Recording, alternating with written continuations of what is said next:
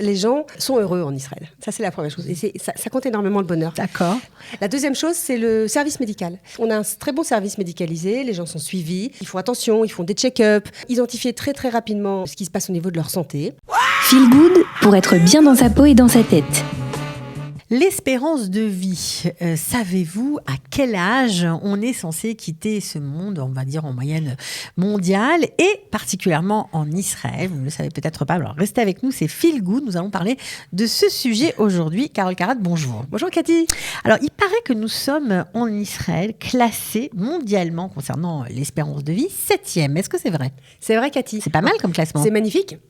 En fait, il y a eu une étude qui a été faite sur tous les pays du monde, en fait, et qui a été une étude qui a été faite par l'Université de Washington et qui a estimé, en fait, établi avec des chiffres bien corrects, que Israël se situe aujourd'hui à la 7e position du classement de l'espérance de vie mondiale et qu'on allait être dans les meilleurs, ceux qui vivent le plus longtemps d'ici 2040. Alors, c'est magnifique. D'abord, on est content de l'apprendre, ça nous fait plaisir. Mais c'est quoi l'âge, on va dire, fatidique qu'on doit quitter ce monde, a priori? Alors, en Israël, par exemple, je vais revenir sur ce que c'est, la moyenne de l'âge d'espérance de vie en Israël, c'est 84 ans, .4. Donc, c'est-à-dire que c'est quelque chose d'assez exceptionnel. En fait, une espérance de vie, ça se définit comment ? C'est le nombre d'années qui nous reste à vivre, ayant un âge donné. Aujourd'hui, voilà, j'ai tant d'années. Combien d'années il me reste si je regarde l'espérance de vie moyenne du pays ? En supposant que le taux de mortalité, il ne va pas changer. Attention, c'est-à-dire que les calculs vont persister au niveau du temps. Est-ce que ça, c'était une étude avant Corona. J'étais sûre que vous alliez parler de ça. Bien sûr, exactement. Alors, effectivement, ça a été remis à jour, mais on a encore un très bon classement, Dieu merci. Donc, parfois, c'est vrai qu'il y a des maladies qui sont incurables, mais là, Dieu merci, on a trouvé le vaccin, donc ça va augmenter encore l'espérance de vie. On va annuler, en fait, on espère, si Dieu veut, annuler donc cette tendance qui était de la diminuer.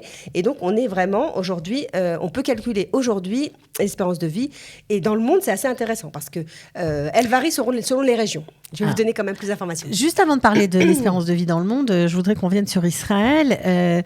On sait pourquoi on a un si bon taux, on va dire. Oui, en fait, les raisons qui ont été données sont plusieurs choses. La première chose, les gens sont heureux en Israël. Ça, c'est la première chose. Et ça compte énormément le bonheur. D'accord. La deuxième chose, c'est le service médical. On a un très bon service médicalisé. Les gens sont suivis. Ils ont tout ce qui est des compléments santé. Ils font attention. Ils font des check-ups. Donc, ils peuvent identifier très, très rapidement ce qui se passe au niveau de leur santé. Ils ont une hygiène de vie qui est quand même géniale. On va dire qu'ils se promènent, ils font du sport. Il y a énormément de gens qui font du sport. Ils mangent sainement. Toutes ces petites choses-là vont contribuer. Le régime méditerranéen, on va dire. Oui, mais vous savez, vous baladez à Tel Aviv. Moi, j'en viens ce matin il y a énormément de gens qui font du sport. C'est quelque chose il y a presque la queue, tellement les gens courent. Je ne me rappelais pas d'avoir vu ça partout, mais c'est quelque chose qui rentre aujourd'hui dans l'hygiène de vie. Aujourd'hui, si tu veux vivre plus longtemps, tu dois faire attention à ce que tu mets dans ta bouche, tu dois faire attention à comment tu brûles tes calories. Et c'est quelque chose qui augmente, en plus de la médecine qui progresse. Et donc, on est vraiment dans un pays qui est exceptionnel pour ça. Ça augmente notre espérance de vie. Ok, donc ça c'est pour Israël. Maintenant, par rapport au reste du monde. Alors en fait, exactement. Alors qu'est-ce qui se passe en fait au niveau du monde ? Je vais quand même donner quelques chiffres, c'est assez intéressant. Juste pour info, il y a à peu près 3000 ans, l'espérance de vie, elle était de 26 ans. Donc en fait, c'est quelque chose qui augmente de plus en plus. On arrive aujourd'hui, il y avait 72 ans d'espérance de vie en 2016, et aujourd'hui, on est quand même à 84 ans. Donc alors, chute de mortalité infantile aussi, j'ai oublié de parler. C'est quelque chose qui est les vaccins.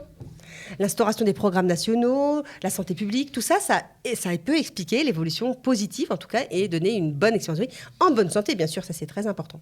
Alors, on s'attend encore à ce que l'espérance de vie augmente, parce qu'on va trouver des traitements, si tu veux, contre le cancer, et puis même dans le monde, si vous voulez, maintenant, de plus en plus, on consomme de l'eau qui est potable. L'eau qui n'était pas potable, c'était quelque chose qui favorisait la mortalité, bien sûr. Donc il y a un allongement net de l'espérance de vie. Qui c'est qui a la tête ? C'est sympa, je vais vous donner quelques chiffres sympas.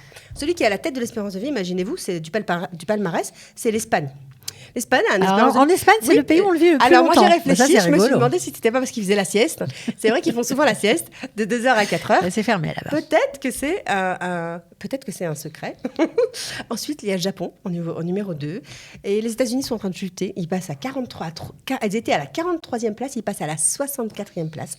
Donc en fait, on peut expliquer que c'est beaucoup l'alimentation. Ils mangent mal, ils font pas attention à eux, etc. C'est vrai pas que partout, quand on est aux États-Unis, qu'on regarde les pubs à la télévision, Ouais, il y a une élite en fait qui fait attention à ça, soi, mais vraiment, on va dire globalement dans la population, il y a les sodas, le junk les food, fromages etc. dégoulinants, Exactement, sur et des tout ça, triples hamburgers. vraiment, on voit clairement. Le Singapour, 3e position. La Suisse, 4e, qui recule, qui était meilleure.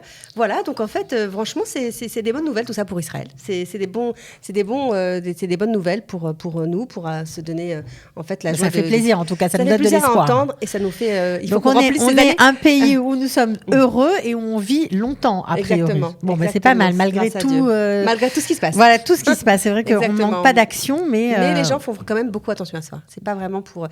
Quand même, les gens sont actifs ici. Les gens sont actifs.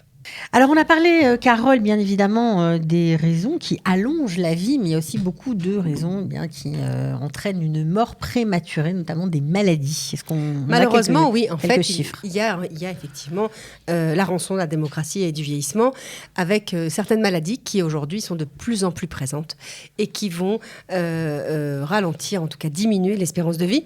La première, qui arrive dans le top, malheureusement 10, c'est la maladie d'Alzheimer, qui arrive en tête des 10 principales causes de mort prématurées aujourd'hui en Europe et aussi dans le monde.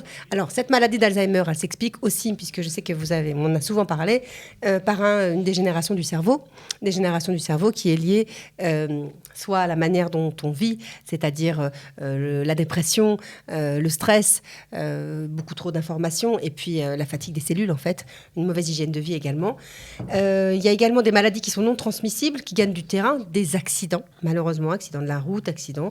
Ça fait diminuer les espérances de vie dans les pays où il y a une mortalité prématurée. On parle de cardiopathie, de bronchite chronique, de maladies rénales, etc., ou de cancer du poumon, vraiment, que Dieu nous en préserve. Hypertension, c'est aussi une des raisons principales qu'il faut donc checker, la tension régulièrement, l'obésité, le taux élevé de sucre dans le sang. Également le tabac, on fume de moins en moins, mais il y a quand même encore beaucoup de pays où les gens fument. L'alcool. Et tout ça, ce sont tout ce que je vous ai dit là, c'est des principaux facteurs en fait qui vont expliquer la majeure partie de la trajectoire future de la mortalité prématurée. Et tout ça a été donc donné en évaluation à l'université de Washington dans sa fameuse étude, et qui donc nous donne plus d'éléments, et également la pollution.